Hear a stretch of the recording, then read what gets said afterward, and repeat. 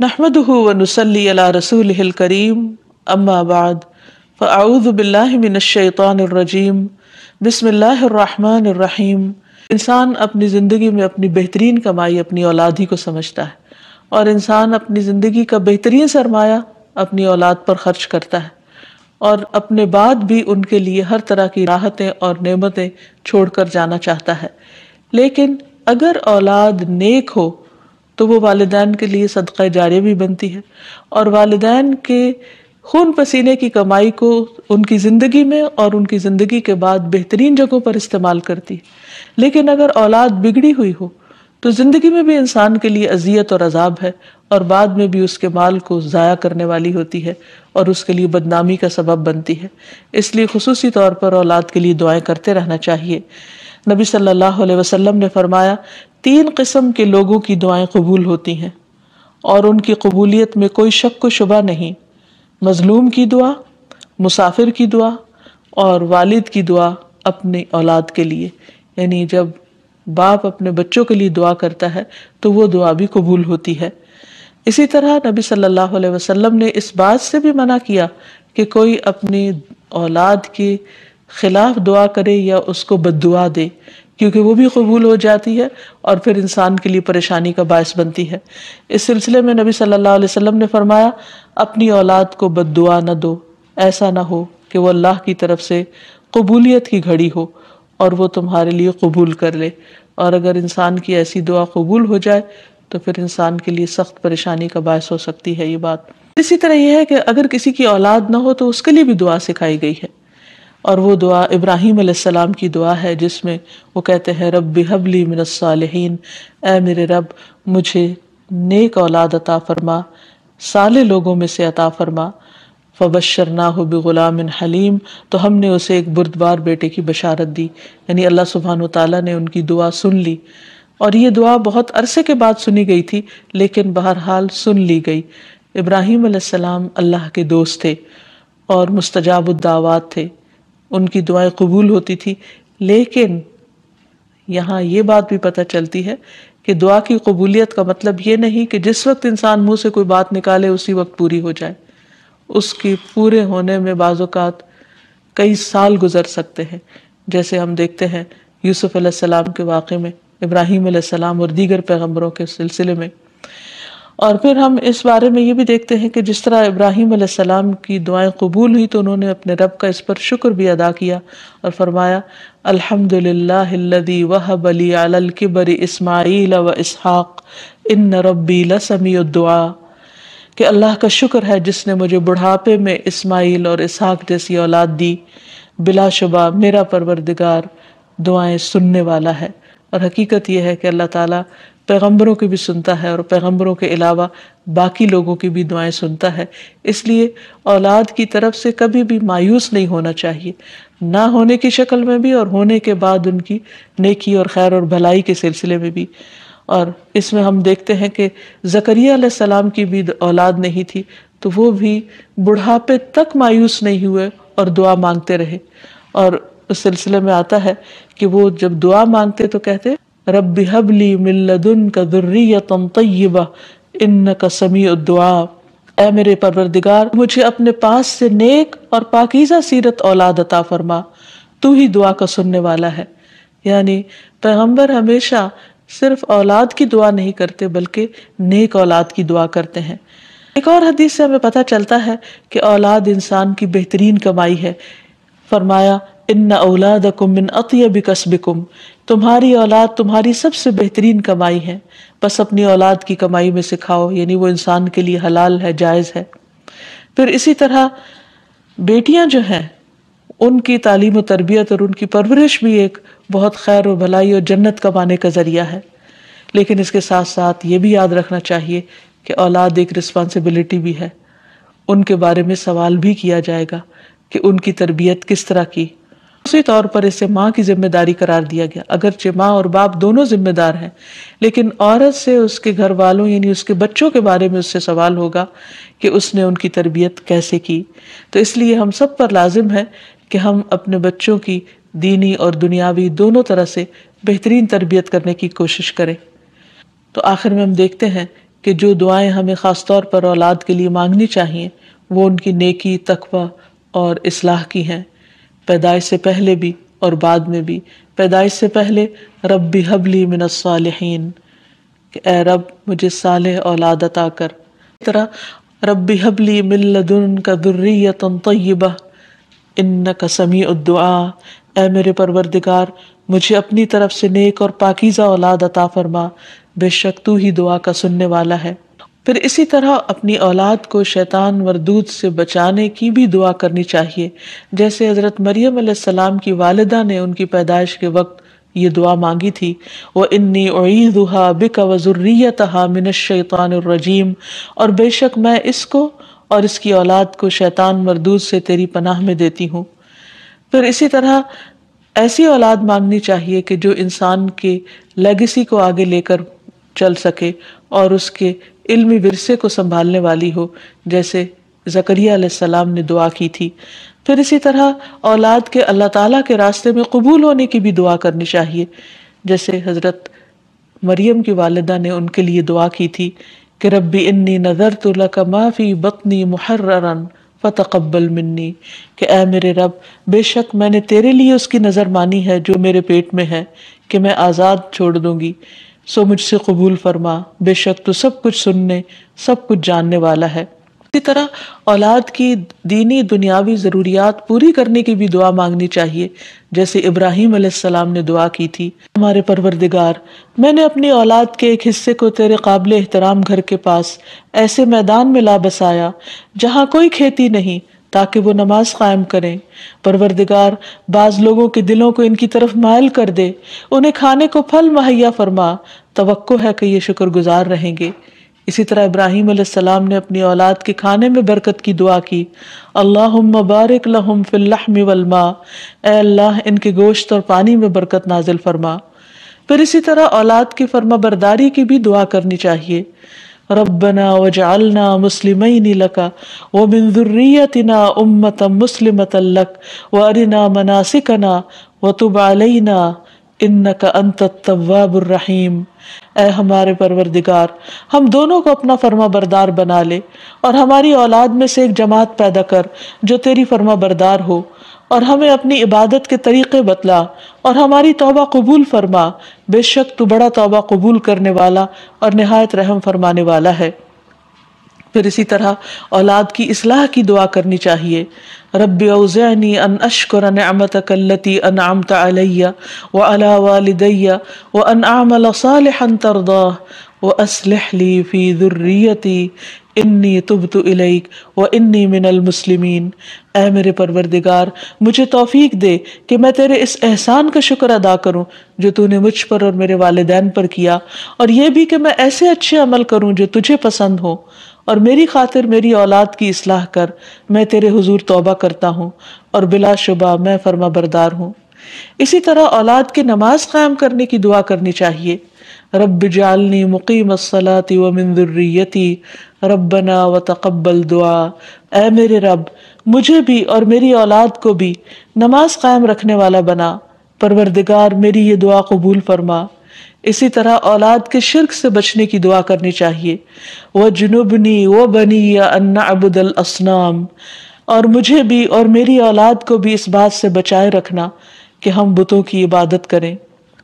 دیکھتے ہیں کہ حضرت انس رضی اللہ تعالیٰ عنہ کے حق میں نبی صلی اللہ علیہ وسلم کی یہ دعا قبول ہو گئی، تو اللہ تعالیٰ سے دعا ہے کہ وہ ہمیں اپنے ازواج اور اولاد میں آنکھوں کی ٹھنڈک نصیب کرے، اور یہ دعائیں ہمیں سکھا دے تاکہ ہم اپنی اولاد کی دنیا اور آخرت کی بھلائیاں مانگتے رہیں اور اللہ کی رحمت سے کبھی بھی مایوس نہ ہوں۔ پھر اسی طرح والدین اگر زندہ ہوں تو بھی دعا کی جائے، اور اگر وہ فوت ہو جائیں تو وہ اور بھی زیادہ دعاؤں کے مستحق ہو جاتے ہیں۔ جب برزخ میں والدین کا درجہ بڑھا دیا جاتا ہے، یعنی بلند کیا جاتا ہے، تو وہ پوچھتے ہیں کہ ہمیں درجے کی یہ بلندی کیوں کر حاصل ہوئی، تو انہیں بتایا جاتا ہے کہ یہ تمہاری اولاد کی دعا کی وجہ سے۔ ویسے بھی جب انسان فوت ہو جاتا ہے تو اس کے اپنے عمل کا سلسلہ ختم ہو جاتا ہے۔ 3 چیزیں مرنے کے بعد بھی فائدہ دیتی ہیں، جن میں سے ایک صدقہ جاریہ ہے، دوسرے ایسا علم جو انسان اپنے پیچھے چھوڑ جائے جس سے لوگ فائدہ اٹھائیں، اور تیسرے ولد صالح یدعو لہ، نیک اولاد جو اپنے والدین کے لیے دعائیں کرے، یعنی بیٹے کی دعا یا بچوں کی دعا اپنے والدین کے حق میں قبول ہوتی ہے، اس لیے خوب خوب دعائیں کرنی چاہیے۔ ہم دیکھتے ہیں کہ مختلف پیغمبر بھی اپنے رب سے اپنے والدین کے لیے دعائیں کرتے رہے ہیں، جن میں نوح علیہ السلام کی دعا ہے، وہ کہتے ہیں رب اغفر لی ولوالدی ولمن دخل بیتی مؤمنا وللمؤمنین والمؤمنات، اے میرے پروردگار مجھے بخش دے اور میرے والدین کو بخش دے، اور ہر اس شخص کو جو میرے گھر میں مومن کی حیثیت سے داخل ہوا ہو ان سب کو بھی بخش دے۔ اسی طرح ابراہیم علیہ السلام کی دعا ہے ربنا اغفر لی ولوالدی وللمؤمنین یوم یقوم الحساب، اے ہمارے پروردگار مجھے، میرے والدین اور تمام مومنوں کو اس دن معاف کر دینا جس دن حساب لیا جائے گا۔ پھر اسی طرح ہم دیکھتے ہیں کہ صحابہ کرام اپنے والدین کے لیے دعائیں کیا کرتے تھے، جن میں خاص طور پر حضرت ابو ہریرہ کا ذکر ملتا ہے کہ وہ ایمان لے آئے تھے لیکن ان کی والدہ مشرکہ تھیں، اور وہ نبی صلی اللہ علیہ وسلم کے بارے میں ایسے کلمات کہہ دیتی جس سے ان کو بہت تکلیف ہوتی۔ تو ایک مرتبہ اسی طرح کے کچھ کلمات سن کر وہ روتے ہوئے نبی صلی اللہ علیہ وسلم کے پاس آئے، کہنے لگے کہ یا رسول اللہ صلی اللہ علیہ وسلم، آپ میری والدہ کی ہدایت کی دعا کیجیے۔ بہرحال آپ صلی اللہ علیہ وسلم نے ہاتھ اٹھا دیے، ان کے لیے دعا کی، اور جب حضرت ابو ہریرہ واپس گھر پہنچے تو ان کی والدہ اسلام قبول کر چکی تھی۔ حقیقت یہ ہے کہ والدین کے لیے خود بھی دعا کرنی چاہیے اور دوسروں سے بھی دعا کی درخواست کرنی چاہیے۔ پھر اسی طرح ہم دیکھتے ہیں کہ ایک مرتبہ ابو ہریرہ جب اپنے وطن پہنچے تو بڑی اونچی آواز میں کہا اماں جان السلام علیکی ورحمۃ اللہ وبرکاتہ۔ انہوں نے جواب دیا وعلیک السلام ورحمۃ اللہ وبرکاتہ۔ پھر ابو ہریرہ کہنے لگے اللہ تعالیٰ آپ پر رحم فرمائے جیسا کہ آپ نے بچپن میں میری پرورش فرمائی۔ ان کی والدہ نے جواب دیا اے میرے بیٹے،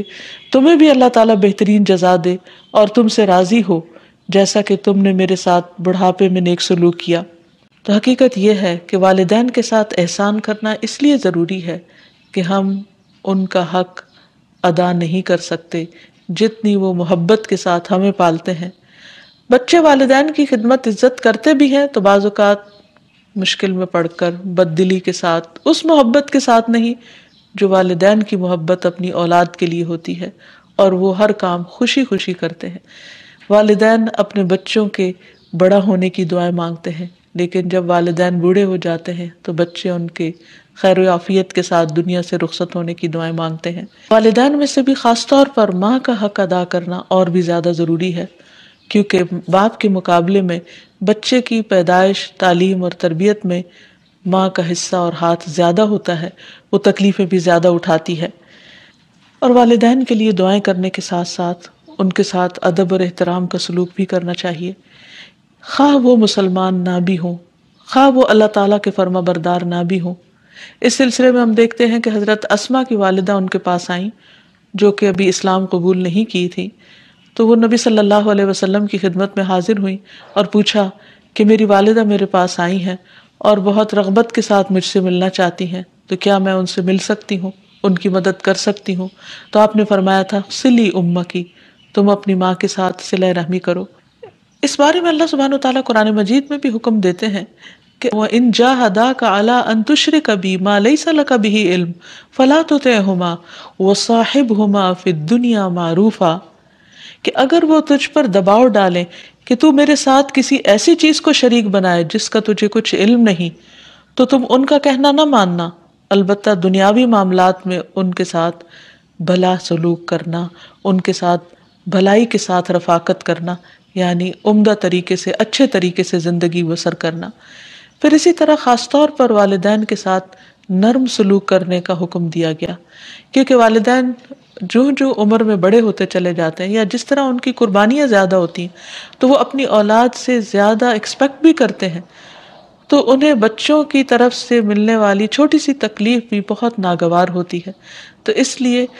خاص طور پر ایکسٹرا کیئر کی ضرورت ہے والدین کے ساتھ معاملہ کرتے وقت، یعنی گفتگو میں بھی، پوسچر میں، رویے میں، معاملے میں، ہر چیز میں نرمی برتنے کی ضرورت ہے۔ اس سلسلے میں اللہ تعالیٰ فرماتے ہیں وَاخْفِضْ لَهُمَا جَنَاحَ الذُّلِّ مِنَ الرَّحْمَةِ وَقُلْ رَبِّ ارْحَمْهُمَا كَمَا رَبَّيَانِي صَغِيرًا، اور ان پر رحم کرتے ہوئے انکساری کے ساتھ ان کے آگے جھکے رہو اور ان کے حق میں دعا کرو کہ اے میرے رب ان پر رحم فرما جیسا کہ انہوں نے بچپن میں مجھے محبت اور شفقت کے ساتھ پالا تھا۔ اس سلسلے میں ہمیں ایک روایت میں یہ بھی ملتا ہے، عبداللہ بن مسعود کہتے ہیں کہ ایک شخص نے نبی صلی اللہ علیہ وسلم سے پوچھا کہ کون سا عمل سب سے افضل ہے؟ آپ نے فرمایا وقت پر نماز پڑھنا اور والدین کے ساتھ نیکی کرنا، پھر اللہ کے راستے میں جہاد کرنا، یعنی سب سے پہلا کام نماز اور پھر انسانوں میں سے والدین کے ساتھ حسن سلوک۔ لیکن عام طور پر والدین کو اولاد کے ساتھ شکایت ہی رہتی ہے، کیونکہ بعض اوقات لوگ نماز بھی پڑھ لیتے ہیں، صدقہ خیرات بھی کر لیتے ہیں، لوگوں کے ساتھ اچھی طرح بھی معاملہ کر لیتے ہیں، لیکن والدین کے ساتھ ان کا وہ شفقت اور محبت کا معاملہ نہیں ہوتا جس کو وہ ڈیزرو کرتے ہیں۔ آپ دیکھیں کہ آیت میں کتنی تاکید کے ساتھ کہا جا رہا ہے کہ وَاخْفِضْ لَهُمَا جَنَاحَ الذُّلِّ، تم اپنے پر یعنی اپنے کندھے ان کے سامنے عاجزی اور انکساری کے ساتھ جھکا کے رکھو۔ جب ان کے سامنے بیٹھو یا کھڑے ہو یا بات کرو تو اس وقت بھی تمہارے اندر ایک خاص قسم کا جھکاؤ ہونا چاہیے۔ پھر اسی طرح یہ ہے کہ والدین کو اف تک کہنے کی اجازت نہیں۔ بعض اوقات انسان کا اپنے والدین کے ساتھ ڈس ایگریمنٹ ہو جاتا ہے، کسی بات پر اختلاف ہو سکتا ہے، وہ دین کا معاملہ ہو سکتا ہے، وہ دنیا کا معاملہ ہو سکتا ہے، وہ سوچ کا فرق ہو سکتا ہے، وہ جنریشن گیپ ہو سکتا ہے، وہ کوئی بھی چیز ہو سکتی، لیکن اس میں اولاد کو یہ حق نہیں دیا گیا کہ وہ والدین کے ساتھ بدتمیزی کرے۔ ہمارے دین نے ہمیں یہ سکھایا ہے کہ وَلَا تَقُلْ لَهُمَا أُفٍّ وَلَا تَنْهَرْهُمَا، کہ تم ان کو اف تک نہ کہو اور ان سے ڈانٹ کر بات نہ کرو، وَقُلْ لَهُمَا قَوْلًا كَرِيمًا، اور ان کے ساتھ جب بات کرو تو بہت عزت کے ساتھ کرو، احترام کے ساتھ کرو۔ پھر اسی طرح ان کے ساتھ سختی سے بات نہ کی جائے، ان کا نافرمان نہ بنا جائے، جیسے اللہ سبحانہ وتعالیٰ نے یحییٰ علیہ السلام کو یہ حکم دیا تھا، یا یحییٰ خذ الکتاب بقوہ وآتیناہ الحکم صبیا وحنانا من لدنا وزکاة وکان تقیا وبرا بوالدیہ ولم یکن جبارا عصیا۔ اللہ تعالیٰ نے یحییٰ علیہ السلام کو بچپن میں ہی حکم دیا کہ اے یحییٰ کتاب کو یعنی تورات کو مضبوطی سے پکڑ لو، اس پر مضبوطی سے عمل پیرا ہو جاؤ، اور ہم نے اسے بچپن میں ہی قوت فیصلہ عطا کی، اور ہم نے اسے اپنی مہربانی سے نرم دل اور پاک سیرت بنایا، اور وہ فی الواقع پرہیزگار تھے اور اپنے والدین سے ہمیشہ اچھا سلوک کرتے تھے۔ یہ قرآن مجید کی گواہی، اور کسی وقت بھی جابر اور نافرمان نہ ہوئے، یعنی انہوں نے کبھی بھی اپنے والدین کے ساتھ بدتمیزی نہیں کی، سختی نہیں کی، بد اخلاقی نہیں کی۔ اسی طرح والدین تو وہ ہستی ہیں کہ جن کے لیے دعاؤں کے ساتھ ساتھ ان کی طرف سے صدقہ خیرات کرنا بھی خصوصاً ان کے زندگی کے بعد بہت فائدہ مند ہے۔ انسان کو اگر زندگی میں کچھ مشکل پیش آئے، اپنے بچوں کی طرف سے کوئی پریشانی ہو، یا اپنی صحت کی طرف سے، یا کاروبار اور روزگار میں اگر کوئی پریشانی ہو، تو اس وقت انسان کو اپنے والدین کے ساتھ حسن سلوک کرنا چاہیے۔ یہ ان نیکیوں میں سے ہے جس کی وجہ سے انسان کی مشکل بہت جلد حل ہو جاتی ہے، اور خصوصاً صدقہ دیتے وقت والدین کی طرف سے یعنی ان کو ثواب پہنچانے کی نیت سے صدقہ کیا جائے۔ اس سلسلے میں ہم دیکھتے ہیں ایک آدمی نے نبی صلی اللہ علیہ وسلم سے عرض کیا، میرے والد فوت ہو گئے ہیں اور انہوں نے مال چھوڑا ہے لیکن وصیت نہیں کی، تو کیا میں ان کی طرف سے صدقہ کروں تو ان کے گناہ معاف کر دیے جائیں گے؟ آپ نے فرمایا ہاں۔ اسی طرح حضرت عائشہ سے روایت ہے کہ ایک آدمی نبی صلی اللہ علیہ وسلم کے پاس آیا اور عرض کی کہ یا رسول اللہ، میری والدہ بغیر وصیت کے فوت ہو گئی ہیں، اور میرا گمان ہے کہ اگر وہ بات کرتی تو صدقہ کرتی، اگر میں ان کی طرف سے صدقہ کروں تو کیا ان کو اجر ملے گا؟ آپ نے فرمایا کہ ہاں۔ خلاصہ یہ ہے کہ انسان اپنے والدین کے ساتھ جو احسان کر سکتا ہے، اس میں جب وہ زندہ ہوں تو ان کا دل خوش کرے، ان کی خدمت کرے، ان پر اپنا مال خرچ کرے، ان کی اطاعت اور فرما برداری کرے، خواہ وہ اللہ کے فرما بردار ہوں یا نہ ہوں، ان کے ساتھ حسن سلوک کرتا رہے۔ جب وہ فوت ہو جائے تو ان کی طرف سے صدقہ خیرات کرے، والدین کے دوستوں کے ساتھ حسن سلوک کرے، اور اس کے ساتھ ساتھ ان کے لیے خوب خوب دعائیں کرے، اور خصوصاً یہ مختصر سی دعا جو اللہ سبحانہ وتعالیٰ نے خود حکم دیا کرنے کو، رب ارحمہما کما ربیانی صغیرا، اس دعا کی خوب خوب تکرار کرے اور ان کی بخشش کی بھی دعا کرے۔ اور آخر میں ہم سب دعا کرتے ہیں اپنے والدین کے لیے کہ اللہ تعالیٰ ان پر اپنی رحمتیں فرمائے اور ان کو اپنا پسندیدہ بنا لے، اور اگر وہ دنیا سے جا چکے ہیں تو انہیں جنت میں اعلیٰ مقامات عطا فرمائے۔